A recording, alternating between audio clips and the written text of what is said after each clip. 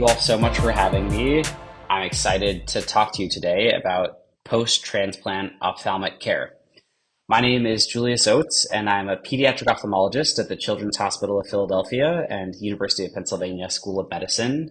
And I have the pleasure of seeing many children with and without transplants. And so I'm looking forward to discussing the specific eye concerns in this vulnerable population with you all today. Here's a quick overview of where we'll be headed with our talk today. So first, we'll start with an overview of basic eye anatomy. The goal here is to make sure that we're all on the same page about the different parts of the eye as we understand how things can go wrong with the different parts of the eye. Next, we'll talk about common childhood eye conditions. These are things that affect children with and without transplants, and they're common enough that it's useful to know as a background. Next, we'll talk about some vision screening recommendations.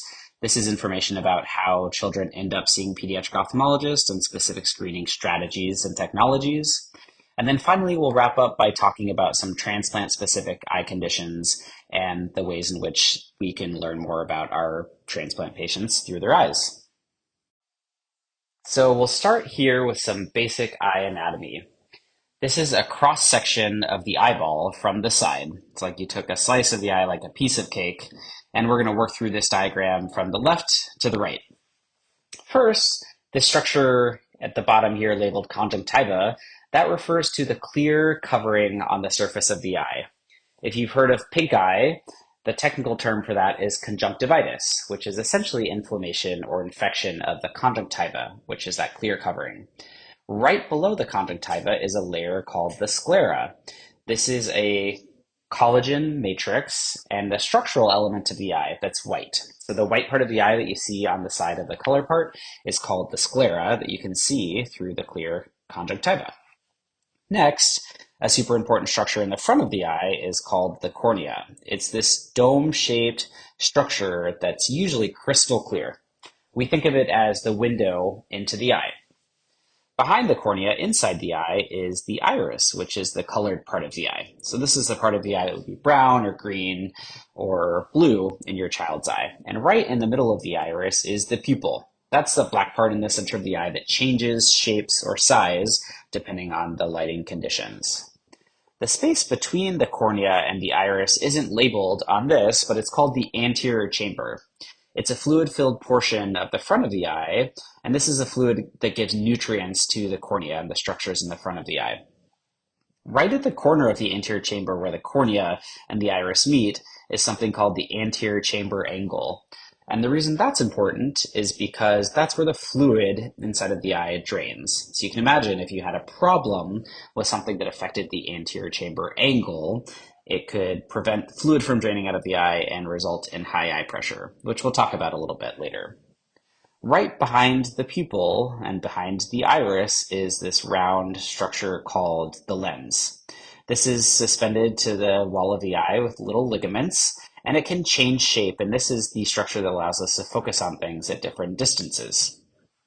Behind the lens is a jelly-like substance filling the rest of the back of the eye, and that's called the vitreous or the vitreous body. In children, this is a very dense jelly-like structure, almost the consistency of jello, and it becomes thinner as we age and as our eye grows. Behind the vitreous is the retina, which is a sensory neural tissue, meaning it has lots and lots of nerve cells that lines the back of the eye. You could think of this as like the film in a camera. So when the image goes through the cornea and the pupil and the lens and the vitreous, it lands on the retina, and then the light sensing cells are able to interpret this information and send it through the optic nerve, which is the nerve connecting the eyeball to the brain and kind of the information superhighway where our visual information goes from our eye to our brain. Okay, so that was a brief overview of the internal structures in the eye. And now we're going to zoom out a little bit and think about the structures on the outside of the eye. So as a pediatric ophthalmologist, I'm quite interested in eye movements and eye alignment. And it's important to know that there are 6 muscles on each eye that are responsible for how the eye moves. It's these pink structures here. And you can imagine that if you had a muscle on the top of the eye, like the superior rectus, if it contracted, it would cause the eye to look upwards. Same with the inferior rectus, causing the eye to go downwards. the medial rectus, which causes the eye to go inwards, and the lateral rectus, which causes the eye to go outwards. There's also a few, we call them like wimpier muscles, which are responsible for torsional movement or rotational movement of the eye, which is how we're able to stabilize images when we tilt our head from one side to the other. You can imagine that if there's a problem with any of these muscles, it can result in eye misalignment. The other important thing to know here is that there are 12 nerves called the cranial nerves that control essentially every function that happens from our neck up. So smiling, swallowing, eating, making facial expressions, and moving our eyes. 3 of those 12 cranial nerves are specifically dedicated to eye movements and controlling the eye muscles. So you can imagine that it's a quite complex system, and anything that affects either the muscle or the nerves that control the muscle can affect eye alignment. Moving over to this image on your left, this is now an external view of the eye from the side. So if you imagine you're looking at the side of someone's face, like their ear has been removed, the outer port of the lateral orbital bone has been removed, and we're looking at a side view. I wanted to show you this to just show you the proximity of the eye and the brain. We know that this optic nerve we discussed already is what connects the eye to the brain. So that's a direct connection between the eye and the brain. And then right above the eye, you see a few muscles, and then this kind of thin sliver of bone, which is the orbital roof. And right above the orbital roof is the brain. So you can imagine that anything that impacts that part of the brain could potentially impact the eye as well, just because of their proximity. So now that we're on the same page with some basic internal and external eye anatomy, we're going to review some common childhood eye conditions. So there's always this question, are children like little adults? And when it comes to the eyes, the answer is really no, because children's brains are still flexible and learning to use the eyes even after children are born. So something that I commonly tell the parents of patients that I see is that normal visual development requires 2 things. The first is that the eyes have to be straight. That's why I spend so much time talking about the 6 muscles that control the eye movements. We want the eyes to be straight, that the brain is able to use both eyes at the same time.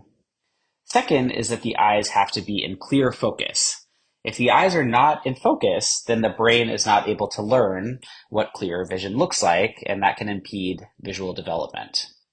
There's something that we call this period of critical cortical development, or this period of neuroplasticity, which we think goes up until about age 8 or so, and we think about it as the period in which the brain is still really learning to use the eyes. It's kind of locking things in with the connections between the eye and the brain. This is generally a positive thing because it means that kids are adaptable and able to continue to develop good vision. But it can be a problem if there's something that disrupts the visual development during this period and prevents the brain from forming those strong connections during this period of plasticity or flexibility, when the brain is able to still form connections with the eye. So what happens when that visual development is disrupted? It results in one of the most common childhood eye conditions, which is called amblyopia. So amblyopia refers to a reduction in visual acuity. That's how well a child sees, or how far down the vision chart they can get. It's a reduction in visual acuity that is not attributed to any structural abnormality. So for example, if you had a cataract in a child, the cataract of course causes decreased vision because a child can't see through it. But the bigger concern is that the cataract causes amblyopia because the brain is not able to form those strong connections with the eye because the cataract is blocking that normal visual development.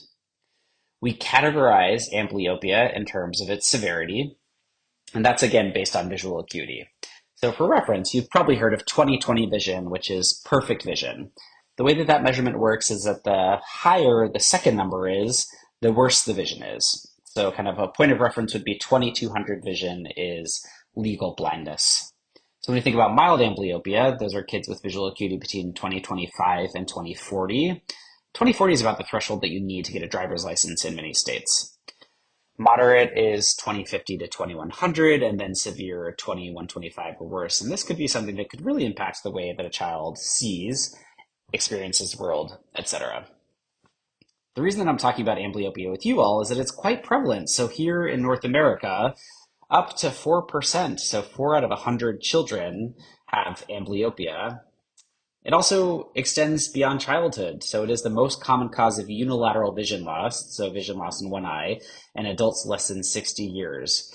And the typical situation here would be that an adult developed amblyopia during this period of critical development, but it was not diagnosed or treated.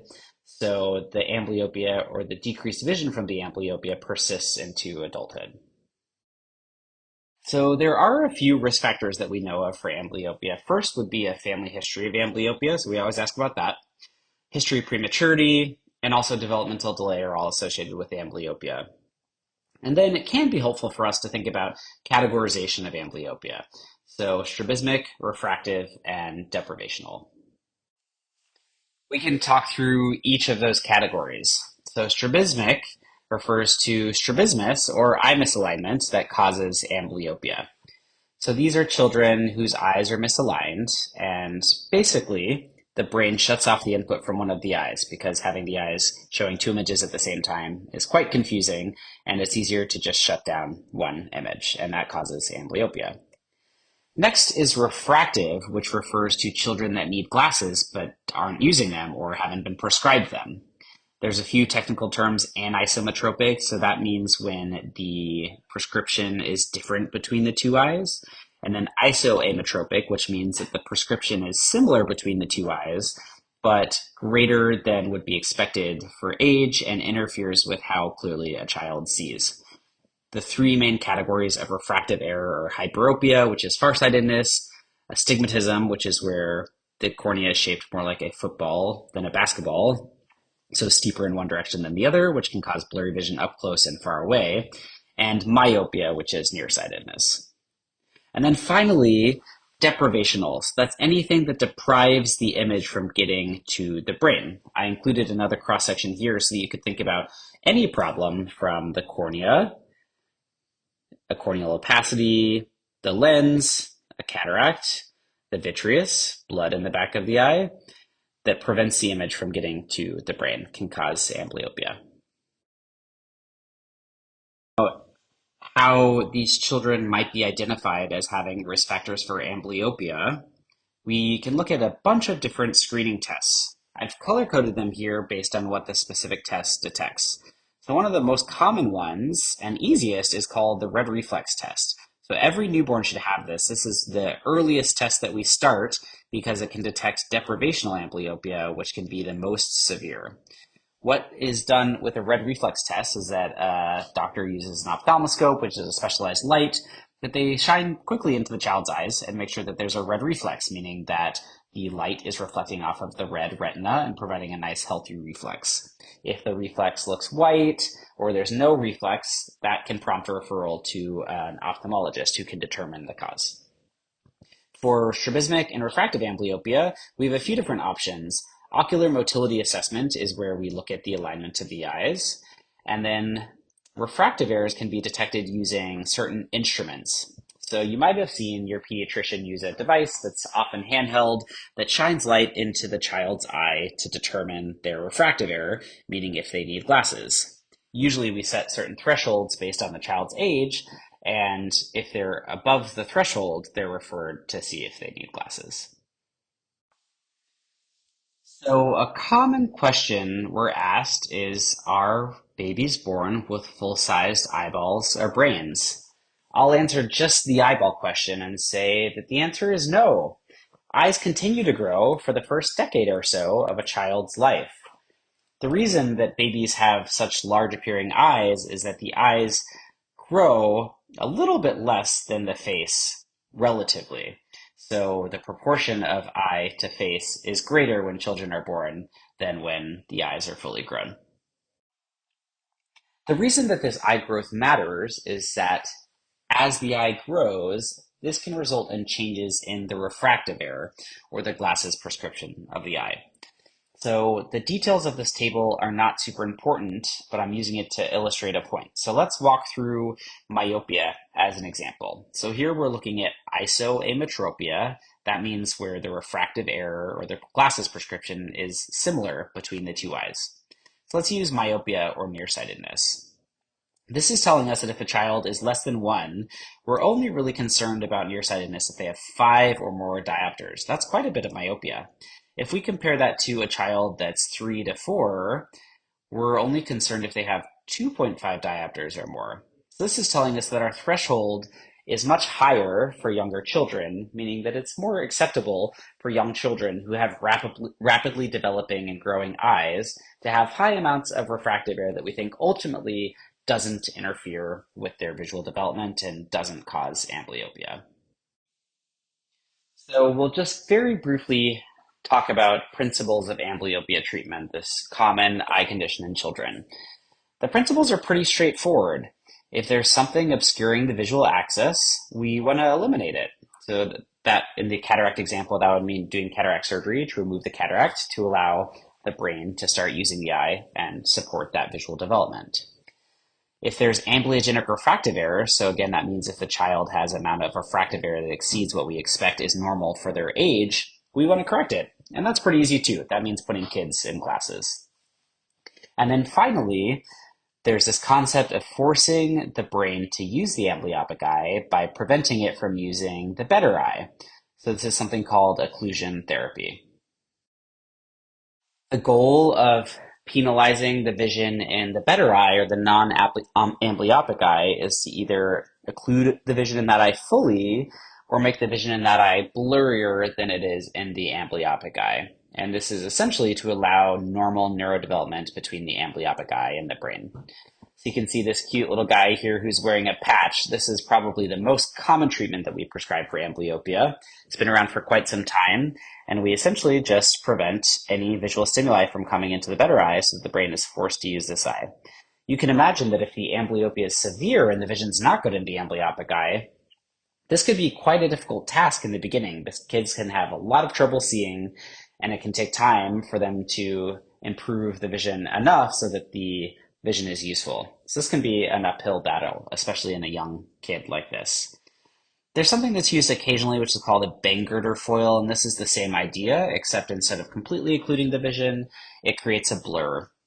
And then finally, in certain cases, we can use dilating eye drops. So atropine is a dilating eye drop, and if you've had your eyes dilated before, you know that it makes them blurry. So you can imagine if you put this dilating drop in the better eye, it can blur the vision and again force the brain to use the amblyopic eye. This is often not quite as effective as patching, depending on the specifics of the type of amblyopia and the severity of the amblyopia. So we'll kind of wrap up this section thinking about the ways in which we determine which children need to see an eye doctor. And these are recommendations from the American Academy of Ophthalmology by age. And you can see that there are specific recommendations based on age. You all can imagine that doing many complex tests, including having a child read a vision chart, is pretty impossible in young kids. So we have other tests like a red reflex test that we talked about, pupillar examination, and then ways to see if the child is fixing and following. And this usually is some type of light or stimulus that is presented to one eye at a time to see if the child can both fixate on it and then follow it when it moves. We talked a little bit about instrument-based screening, and these are something that can be done in younger children, and they are often a little bit more objective than what we rely on in older children, which is subjective visual field testing. I'll briefly mention some photo screening devices because those have come up a few times and may be used on your child at some point. These are handheld devices that detect amblyopia risk factors. They often have a fun fixation target, like a smiley face for a child to look at. They're held by a pediatrician, and the idea is that they ideally have high sensitivity, meaning that they're detecting lots of children with risk factors at risk for the condition, and high specificity, meaning that in the children that screen positive, there's a high chance that they actually have amblyopia, and we're not seeing lots of children referred that have normal eye exams. The Spot Vision Screener is one of the most commonly used vision screening devices. Here's a picture, and some of the possible outcomes after the child is screened includes all measurements in range, which means that the eye examination was normal. Complete eye examination recommended, which means that there was some risk factor that was identified, such as eye misalignment or refractive error. And finally, timed out, which essentially just means the child was not looking at the device long enough for reading to be performed. Apart from these screening strategies that we discussed, there are some things that you as a parent can look out for that might indicate that your child is having a problem either before their transplant or after their transplant. Some signs could include eye redness. That could be redness on the white part of the eye. That would be most common. Eye misalignment, so the eye is not pointing the same direction, and then cloudiness in the eye, and that could refer to anything from the cornea or the lens, most typically. Symptoms your child have that might make you want to see an eye doctor or mention it to your transplant doctor would be if the child is blinking a lot, excessively blinking, if they're squinting when they're trying to see things or do activities, if they're sensitive to light, or if they're telling you that they have double vision. So now we're going to go back to this eye anatomy picture and work from the front of the eye to the back of the eye, thinking about some transplant-related eye problems that can impact your child's vision and their eye health. So starting again on the left side with the cornea, I mentioned that normally the cornea is the clear part in the front of the eye. Sometimes, as you all know, children have to be intubated or spend time in the intensive care unit as part of their transplant care. What can happen during that time is that the blink reflex is suppressed. Children are not blinking, and the blink is what's required to keep the cornea nice and healthy and clear. So the cornea can start to become opaque from scarring. It can also start to dry out from the eye not blinking, and that can cause a corneal abrasion or even a corneal ulcer, which is an infection in the front of the eye. So if you're seeing haziness in the cornea, so that's usually an opacity that covers the iris, so part of the iris is obscured, that would be something to look out for. Next, moving into the anterior chamber, there's something called uveitis, which is inflammation inside of the eye. This is associated with some autoimmune conditions and is something that we monitor closely in children that have a history of transplantation. Next is the lens. So we talked about the lens as a clear, flexible structure that helps us focus on different distances, but when the lens becomes opacified, that's called a cataract. That can happen often in children that have a transplant due to steroid medications or other transplant-related drugs. If they're on a specific drug that can cause cataract, your transplant doctor will tell you that they need to see an eye doctor.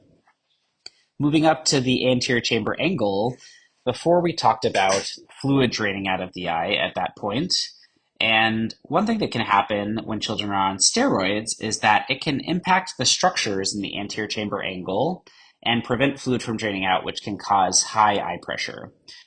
High eye pressure, when left untreated for a long period of time, can cause glaucoma or damage to the optic nerve, which ultimately can result in vision loss. Moving from behind the lens to the vitreous, we have lots of little blood vessels in the retina, which are right next to the vitreous.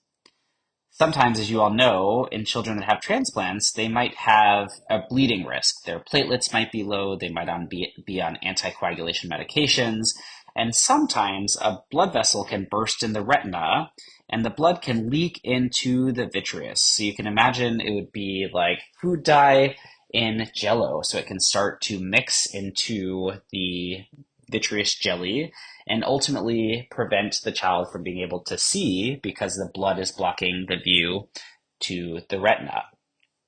So vitreous hemorrhage is something that we often see as well in patients with a history of transplant, especially if there is a bleeding risk. Along the same vein, in the retina, we can see hemorrhages as well.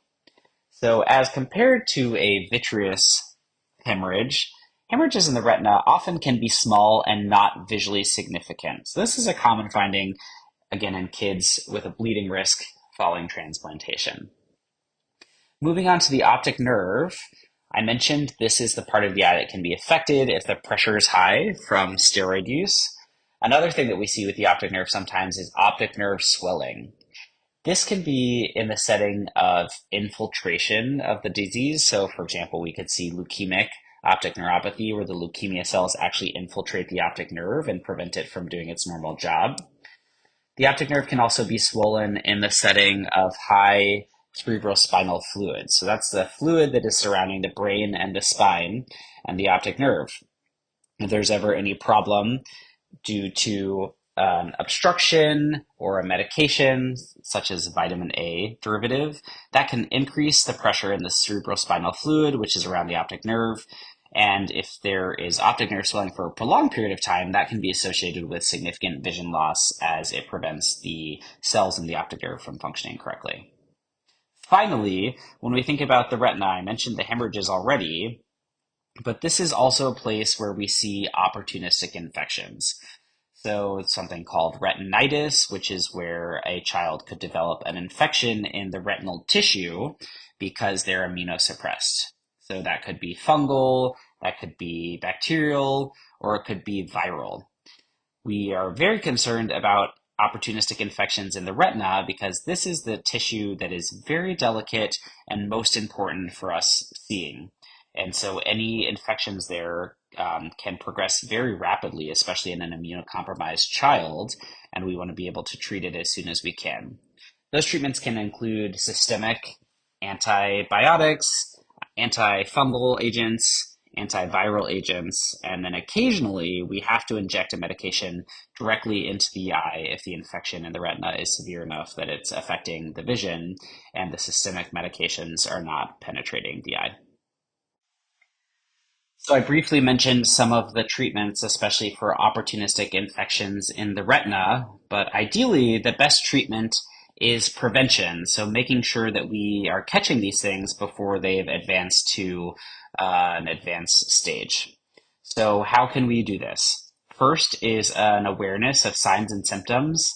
As parents of these children, you all spend much more time with them than we do. So you might have more insight into whether you think there's been a change in the child's visual behavior, whether you think that something's off. It's always an important thing to share with your transplant doctor, and they will help connect you to an eye doctor if necessary. Next, close communication with your doctor, especially when children are inpatient in the kind of acute area around their transplant. They're probably seeing multiple specialists a day, and making sure that your transplant doctor is sharing with you when and if the child is having an eye exam. Finally, screening eye examinations. There's lots of different things that we screen for. So if we're thinking about glaucoma or high eye pressure, that involves an instrument that measures the eye pressure that can be performed in an awake or sedated child. If we're thinking about a cataract, that's something that we typically look at with a specialized instrument called a slit lamp, which is typically in a clinic. There is a portable version that we can bring to the bedside in hospitalized patients. And then finally, if we're thinking about looking at the optic nerve or the retina, we can use a specialized headset with a lens that requires dilating the child's eyes, and we can look inside and essentially identify whether there are lesions. We also have the capability to do photography of the retina to follow something over time. So we will wrap up here, and I hope to leave you with some key takeaways. If nothing else, I hope you learned a little bit about the basic eye anatomy so that if your child ever does have a transplant-related eye issue, you can be familiar with the specific part of the eye that's affected. Next, we talked about some common childhood eye conditions, including amblyopia being the most common. Next, we talked about signs and symptoms to watch out for. Finally, we talked about some transplant-specific eye conditions that can really affect any part of the eye, from the front, the cornea, all the way to the back, to the retina. So it has been an absolute pleasure to be able to share this information with you all, and I'm happy to support this excellent group, Transplant Families, and am completely on board with the theme that the goal for these kids is not only to survive, but thrive. And I hope I've instilled in you the idea that it's possible for these kids to thrive from a vision standpoint. Thank you all so much.